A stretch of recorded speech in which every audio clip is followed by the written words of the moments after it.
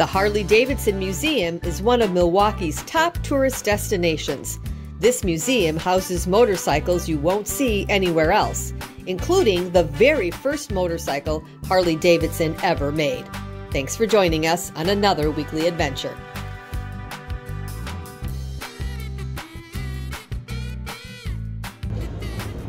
Hey, welcome back to LoveNesters. We are in Milwaukee, Wisconsin at the Harley Davidson Campus, which includes the museum, restaurant, and a riding school. I'm excited to learn more about this iconic American company, and I sure hope I get to ride a Harley today. You will. Thanks for being here. Thanks for being here.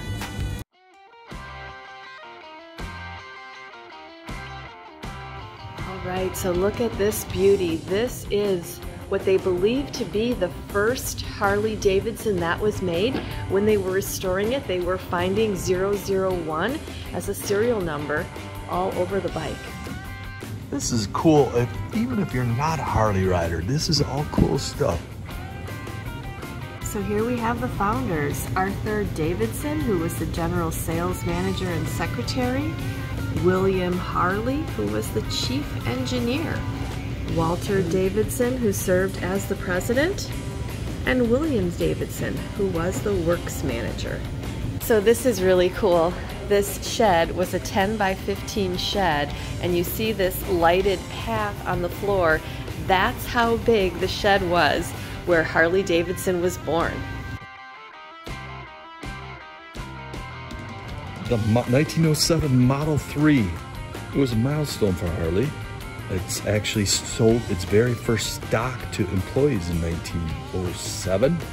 This bike cost $210 in 1907.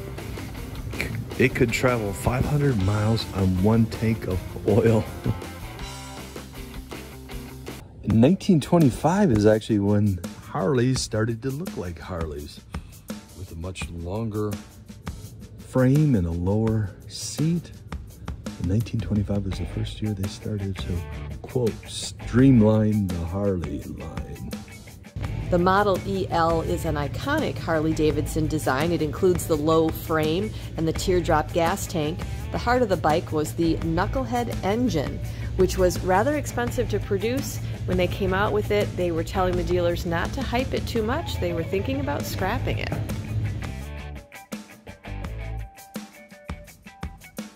Mid-1920s, style and color began to be important, and you can see that in the design of this vehicle. Actually, I really like the design of this tank. That is, in my opinion, beautiful.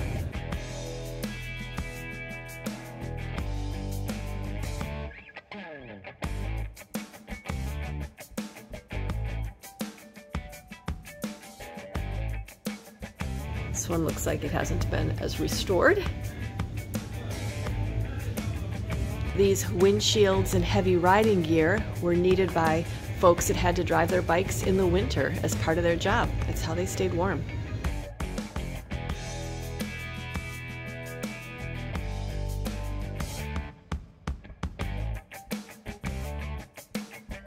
Harley Davidson began building motorcycles for public service use about 5 years after they started creating motorcycles.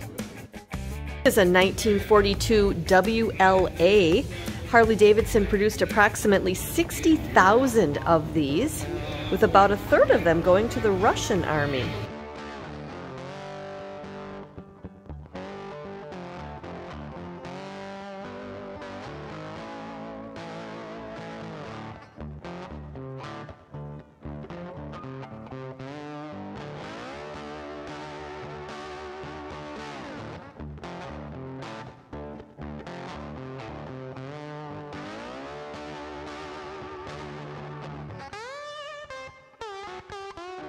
There was tremendous growth for Harley Davidson after the war. It required a new facility, so they purchased a factory on Capitol Drive in Wauwatosa, Wisconsin. This is showing the earliest tanks and graphics back to the 1930s.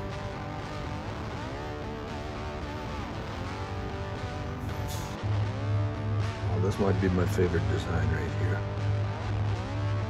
And it looks like in 1968 they came up with a color combination of the Jetfire orange and the black, the bar and shield logo, which most of us know Harley Davidson by. Oh, the dark ages of Harley Davidson, the AMF years.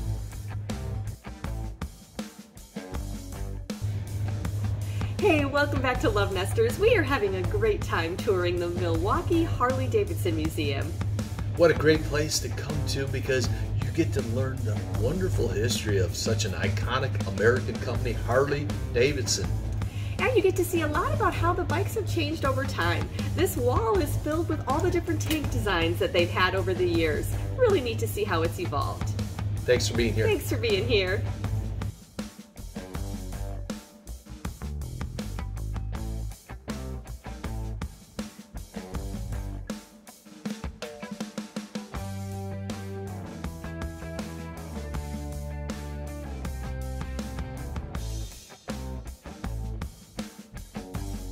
In 1933, they had the sidecar.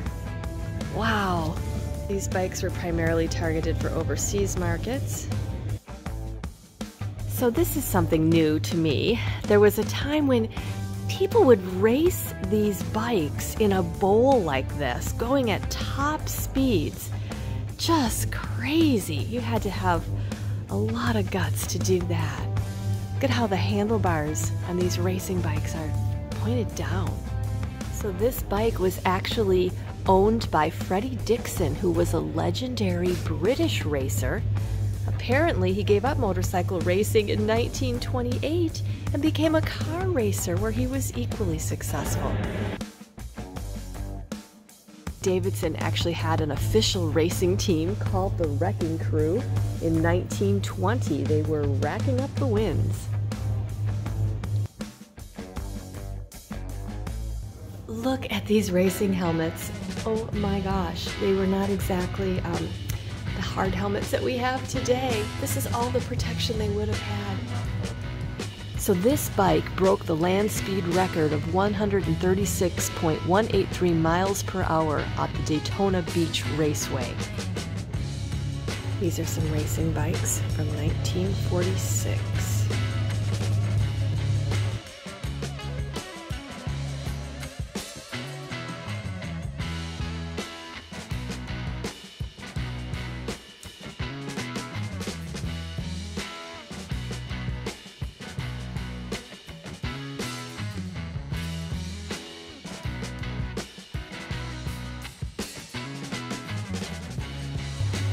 The knucklehead is called the knucklehead because of its shape like a knuckle. Because of its shape, looks like a end of a fist. Oh, fun fact. So as we go down this wall, you get to the more recent designs. So this is cool. When you look at it, at first it looks like it's a motorcycle, but it's actually all the parts that make up the motorcycle.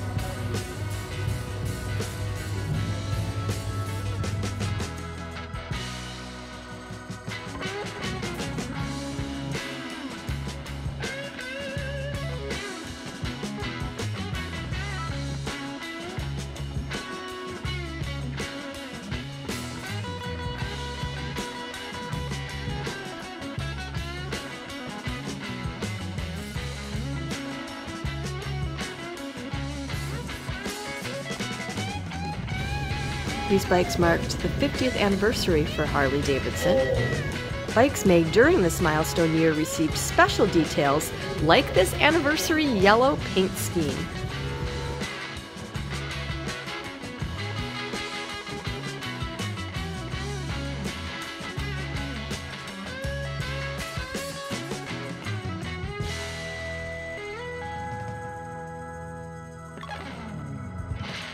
Oh, 1974, Harley Davidson dipped their toes into the snowmobile business. And if you haven't seen the Elmer's Toy Museum, there's a couple Harley Davidsons that were up there. Oh, this probably tried to compete with the little Honda 50s. Snowmobiles, mini bikes, golf cars. In the 70s, Harley tried everything. And as you know, none of it worked. Except for the motorcycles. This is the first bike that came off the line in 1981 when Harley Davidson was once again an independent company.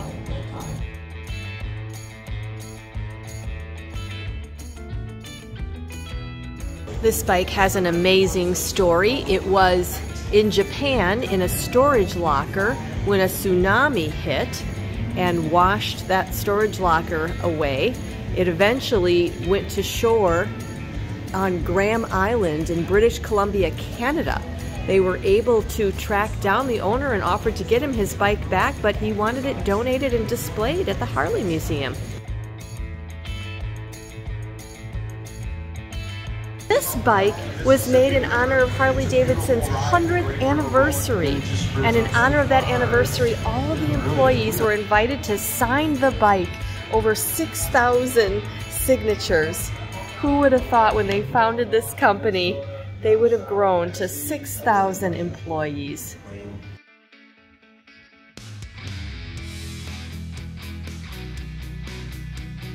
This is the kind of wacky I like. This is Russ and Peg's Rhinestone Harley. And that was one of the things that Harley riders could do, is customize their ride. Look at this.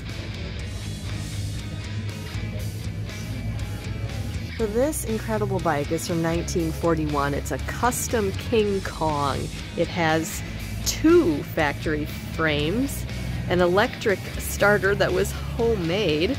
Wow, that is some skill. Be neat to see that go for a ride.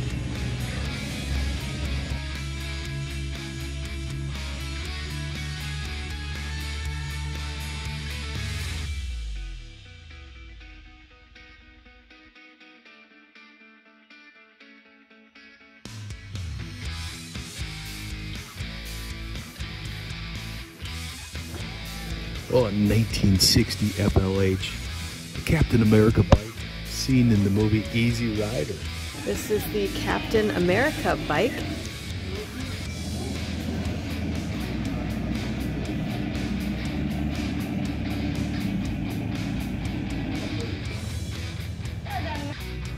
This is the 1990 Fat Boy, which was in the Terminator 2 movie with Arnold Schwarzenegger.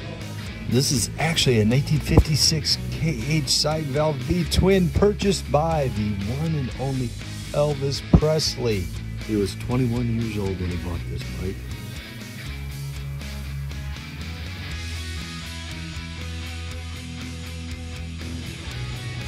Just showing all the different customizations that you could add to your bike or to accessorize yourself.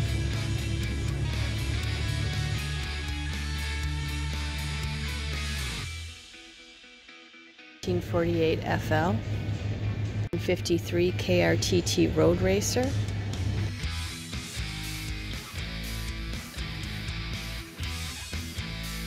Now that just looks like a classic Harley bike to me.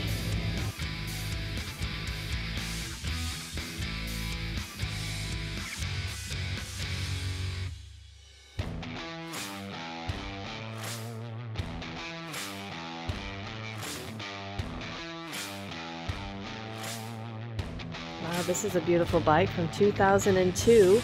It's a VRSCA V-Rod.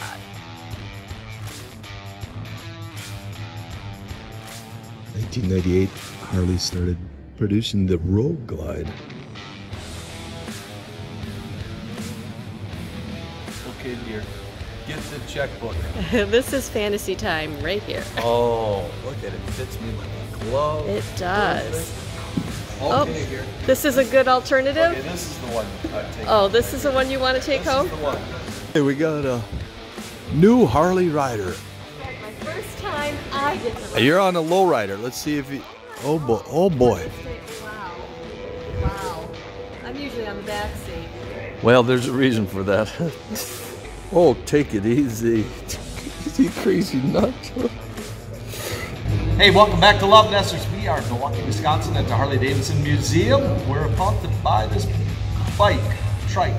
Harley's Tri-Glide. Tri-Glide. It is a much comfortable back seat than what I'm currently riding. Tri-Glide was my nickname in college.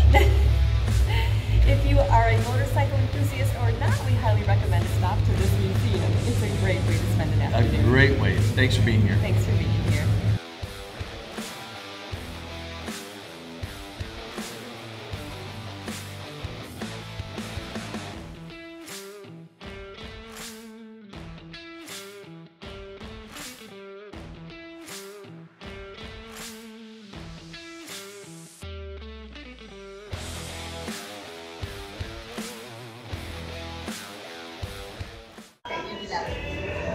Hey, welcome back to the LoveNesters. We are at the Motor Restaurant, which is on the Harley Davidson campus right next to the museum. We are starving. So we went with a monster burger, which has barbecue sauce, bacon, fried onions. Looks fantastic. Well, good idea to go out to eat after the restaurant or after the museum, honey. Oh, cheers. Cheers. Thanks for being here. Thank you for being here. You. Hey, welcome back to LoveNesters. We just got done with the Harley Davidson Museum in Milwaukee, Wisconsin. What a neat campus. We spent a little over 2 hours there touring the museum, having lunch, and checking out a gift shop. It was a great place to understand the history of Harley Davidson, and what a wonderful comeback they did in the 80s to make this incredible manufacturer in the world, actually. Couple tips for you. We went on a Sunday at 10 o'clock, opened up the museum, and pretty much had it to ourselves. We did try the audio tour. We would recommend instead to spend the extra money and get a personal tour or just read the well-marked exhibits. We try to go on these adventures every week. If you're looking for some day trip ideas, we'd love to have you like and subscribe to the channel. Thanks for being here. Thanks for being here.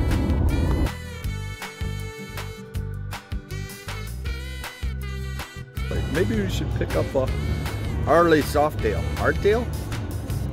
There's an audio tour available. You get this handy dandy phone. And I am too dumb to make it work. I've already set it to the Japanese setting once. You're the demographic that we're looking for at Harley Davidson. Where's the start? How do you start these things? And this is you modeling? I'm the before model.